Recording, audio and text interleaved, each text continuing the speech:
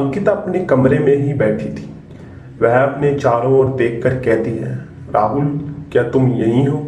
मेरा दिल कह रहा है तुम यहीं हो। राहुल वही था जो अंकिता को सुन पा रहा था।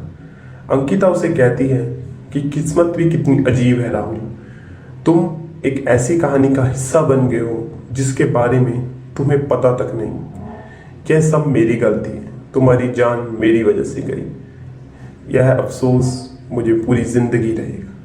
तुमने अपनी जान हमारी दोस्ती के कारण गंवाई। तभी वहां पर पवन का भाई अविनाश आता है और अंकिता को कहता है, अंकिता, माँ बाबूजी तुमसे मिलना चाहते हैं। और अंकिता पूछती है, क्या हुआ, सब तो ठीक है ना? वह अविनाश के साथ पवन के साथ माता पिता के पास जाती है और वहां जाकर देखती है कि पवन के माता पिता का चेहरा उतरा हुआ है। उनका चेहरा बता रहा था कि उनके मन में कोई सवाल है। वे किस बात से दुखी थे, पर किस बात से? अंकिता यह जानना चाहती थी। वह उन्हें कहती है, क्या हुआ माँ बाबूजी, आप ठीक तो है ना?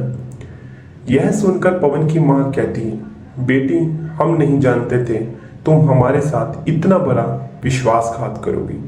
मुझे अब भी यकीन नहीं हो रहा कि यह सच है। यह सुनकर अंकिता दुविधा में थी कि यह किस बारे में बात कर रही है। वह हमसे पूछती है, आप क्या बात कर रहे हो? मुझे कुछ समझ नहीं आ रहा। तभी पवन के पिता अंकिता से कहते हैं, पर अब हमें सब समझ आ चुका था अंकिता, हमने तुम्हें एक बहू नहीं बेटी की तरह इज्जत दी, पर तुम तो नागिन निकली जो अपने मालिक को ही डस लेती है। अंकिता को अभी भी कुछ समझ नहीं आ रहा था कि यह किस बारे में बात कर रहे हैं कि तभी अविनाश उसे कहता है, अंकिता, हमें पता चल चुका है कि पवन अभी जिंदा है और यह भी कि उसे मारने के प्लान में तुम शामिल थे। यह सुनकर अंकिता चौंक जाती है। उसके हाथ और पैर ठंडे पड़ जाते हैं। वो किसी भी बात का जवाब नहीं दे पा रही थी क्योंकि यह सब जो भी कह रहे थे वह सच था। उसने अब तक यह सोचा ही नहीं था कि जब सबको इस बारे में पता चलेगा तो वह सबको क्या जवाब देगी। अंकिता खामोश खड़ी रहती है। उसकी खामोशी उसके ऊपर लगे इल्जाम को सही साबित कर रही थी। अविनाश कहता है, जब तुम आकाश के साथ इस बारे में बात कर रही थी तब मैंने तुम्हारी बातें सुनी। पहले तो मुझे यकीन नहीं हुआ कि तुम यह सब कर सकती हो, लेकिन यह सब सच था और अब तुम यहाँ खामोश खड़ी हो। इसका मतलब कि तुम्हारे ऊपर ये लगे सभी इल्जाम सच है। हम जानना चाहते हैं अंकिता कि पवन इस वक्त कहाँ है। हमें उसकी चिंता हो रही है। अंकिता खामोश खड़ी थी। वह कुछ सोच नहीं पा रही थी कि अविनाश उसे पकड़कर ही लाता है और कहता है, हमारी बातों का जवाब दो। अंकिता, हमने पुलिस को इस बारे में बता दिया है। वे कुछ देर में यहाँ आते होंगे। सब खत्म हो चुका है। तुम हमें बता सकती हो, तुम जानती हो पुलिस मुंह खुलवाने में कितनी पीड़ा देती है। तुम वो पीड़ा सहन नहीं कर पाओगी और अपना जुर्म कबूल लो और अपने पापों की सजा भुगतने के लिए तुम तैयार हो जाओ। राहुल भी वहीं था। मुझे कुछ समझ नहीं आ रहा था कि वह अंकिता को इस मुसीबत से कैसे बचाए। वह सोचता है कि पुलिस के आ जाने से पहले ही वो चीना के साथ जाएगा और उसे लेकर यहाँ आएगा और सबको सारी बातें बताएगा। वो जल्दी से चीना के घर की ओर भागता है। कुछ देर बाद वह चीना के घर पहुँचता है जहाँ मातम का माहौल था। चीना के घर वाले फूट फूट कर रो रहे थे। एक कपड़े में किसी की लाश थी जो लोग अर्थी पर सजा रहे थे। राहुल को नहीं पता था कि कौन है वो। वह चीना को चारों ओर देखता है। तभी उसकी निगाह उस लाश पर पड़ती है जो कपड़े में लिपटी हुई थी और उसके चेहरे में कुछ कपड़ा हटा हुआ था। राहुल की धड़कनें तेज हो रही थी। मन ही मन सोच रहा था कि वह जो सोच रहा है सच तो नहीं। वो लाश के पास जाकर उसके चेहरे से कपड़ा हटाता है। वह चीना ही था। राहुल वहां से खड़ा होकर एक शांत जगह पर जाकर बैठ जाता है। वह बस बैठा रहता है। उसे कुछ समझ नहीं आ रहा था कि यह सब क्या हो गया। चीना की मौत अचानक कैसे हो गई। वह बहुत दुखी था। चीना की मौत का जिम्मेदार वह खुद को मानने लगा। ना वह चीना की जिंदगी में आता, न चीना को जान गंवानी पड़ती। वह दुखी भी था और साथ ही गुस्से में भी था। उसका गुस्सा पवन के प्रति बढ़ता ही जा रहा था। वह पवन को चीना की मौत का कारण सोच रहा था। वह सोच रहा था कि पवन ने ही चीना को मारा है। तभी उसे आकाश की चिंता होती है, कहीं पवन आकाश को भी ना मार दे। यह सोचकर वह अपने घर की ओर भागता है।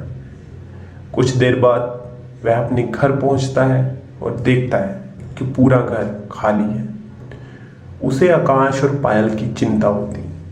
वह पूरे घर में आकाश और पायल का नाम लेते हुए चिल्लाता है, उन्हें आवाज देता है, लेकिन पूरा घर खाली था।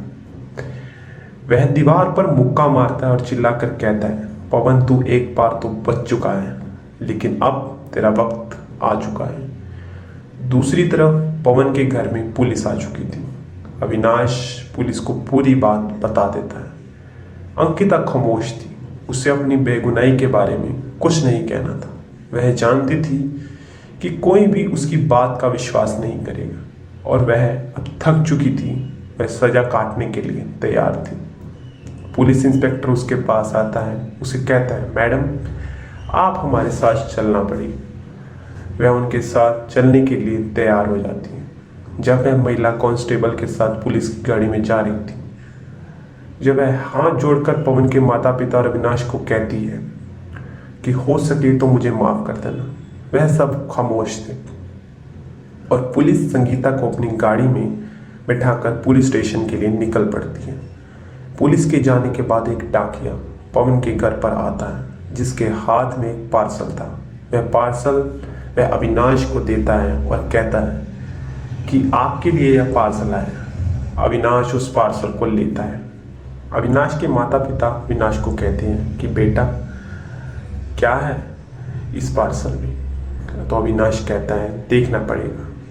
पुलिस अंकिता को लेकर जा रही थी कि पुलिस इंस्पेक्टर की नज़र गाड़ी चला रहे कांस्टेबल के चेहरे पर पड़ती है। इंस्पेक्टर उसे कहता है तुम कौन हो। वह कांस्टेबल इंस्पेक्टर की ओर देखता है और हंसते हुए कहता है पवन। वह और कोई नहीं पवन था, जो पुलिस की वर्दी में पुलिस की गाड़ी चला रहा था। पवन एक पिस्तौल निकालता है और इंस्पेक्टर की कनपट्टी पर रख देता है। यह देखकर उस गाड़ी में मौजूद सभी चौंक जाते हैं। अंकिता पवन को देखकर पहले ही शौक में थी। फोन गाड़ी को रोकता है। उसे इंस्पेक्टर और अंकिता के साथ बैठी महिला कांस्टेबल और अन्य को कहता है कि अगर तुम्हें जान प्यारी है तो इस गाड़ी से उतर जाओ। तुम इसे कहाँ लेकर जा रहे हो? इसने कोई जुर्म नहीं किया। इंस्पेक्टर पवन को कहता है तुम यह गलत कर रहे हो पवन, तुम पुलिस से नहीं बच पाओगे। यह सुनकर पवन हंसते हुए कहता है अरे इंस्पेक्टर साहब, मैंने तो मौत को चकमा दे दिया, तो पुलिस क्या चीज़ है। अब जल्दी करो, इस गाड़ी से उतरो, तुम मौत को चकमा नहीं दे पाओगे। अगर गोली चल गई तो तुम्हारा भेजा इस गाड़ी के डैशबोर्ड पर होगा। फिर पुलिस के सभी लोग गाड़ी से उतरते हैं। तब पवन गाड़ी चला रहा था तो वह बार बार गाड़ी के मिरर में अंकिता को देख रहा था, जो पीछे की सीट पर बैठी थी। वह अंकिता को लेकर एक सुनसान जगह पर जाता है जहां वह मौजूद था। बस थी वहां तो सिर्फ और सिर्फ खामोशी और एकांत। वह गाड़ी से उतरकर एक जगह पर जाकर खड़ा हो जाता है। कुछ देर बाद अंकिता भी गाड़ी से बाहर आती है। पवन हथकड़ी देखता है और गाड़ी से एक चाबी लेकर आता है। उस हथकड़ी को अपने हाथों से घुमाता है। अंकिता और पवन कोई बात नहीं कर रहे थे, वे बस एक दूसरे को देख रहे थे कि अंकिता पवन को कहती है क्या तुम मुझे मारने वाले हो। यह सुनकर पवन अंकिता को कहता है तुम्हें क्या लगता है मैं तुम्हें मारूंगा या नहीं। मैं नहीं जानती, तुम ऐसा क्यों लगा कि मैं तेरा मर जाना ही बेहतर है, क्योंकि तुम मेरे प्यार में इतने पागल हो चुके थे कि तुम्हारा पागलपन लोगों के लिए खतरा बन चुका था। इसका कारण तो तुम भी था। अगर ऐसा ही था तो खुद को ख़त्म कर लेती। मैं जिंदगी भर पागलों की तरह भटकता रहता, किसी को मारता ना। लेकिन तुम पहले भी बहुत से निर्दोषों को मार चुके हो। अगर ऐसे ही छोटी छोटी बातों पर लोगों को मारते रहे या तुम्हारे जैसे लोगों ने मरते रहे तो दुनिया जल्दी खत्म हो जाएगी। तो होने दो, मुझे इस दुनिया से कोई मतलब नहीं कि जब मैंने सिर्फ तुम्हें प्यार किया और तुम्हारे लिए ही लोगों को मारा। लेकिन मैं मेरे पागलपन के आगे कमजोर, जो अब इतना बढ़ चुका है कि उसे काबू करना मेरे बस की बात नहीं। तुम जानते हो इससे छुटकारा पाने का एक ही रास्ता है, हाँ, और आज मैं वही करने वाला हूँ। यह कहकर पवन अंकिता की ओर पिस्तौल तान देता है। राहुल गुस्से में है। पवन के घर पहुंचता है और देखता है कि पुलिस अंकिता को ले जा चुकी है। वह जानता था कि पवन अंकिता के पास जरूर आएगा उसे मारने के लिए। वहां से फिर पुलिस स्टेशन की ओर भागता है, लेकिन रास्ते में अचानक रुक जाता है। उसके सामने कोई उसकी ओर आ रहा था और वह कोई और नहीं, पवन ही था जो उसकी ओर धीरे धीरे बढ़ रहा था। और पवन को देखकर राहुल का गुस्सा भी बढ़ रहा था। उसने अपनी मुट्ठी को बुझकर मुक्का बना हुआ था। पवन उसकी ओर बढ़ता जा रहा था। राहुल अपनी पूरी ताकत से पवन की ओर मुक्के से वार करता है, लेकिन पवन राहुल को हाथों को रोक लेता है और हंसकर राहुल को कहता है, मैंने तुम्हें पहले ही कहा था राहुल, तुम मुझे नहीं रोक सकते। यह कहकर पवन राहुल के मुंह पर एक चौका मुक्का मारता है। राहुल मुक्का खाकर दूर जाकर गिरता है। अब राहुल जमीन पर और पवन उसके सीने पर तना खड़ा था। आगे क्या हुआ जानने के लिए देखिए आखिरी बात नेक्स्ट वीडियो में।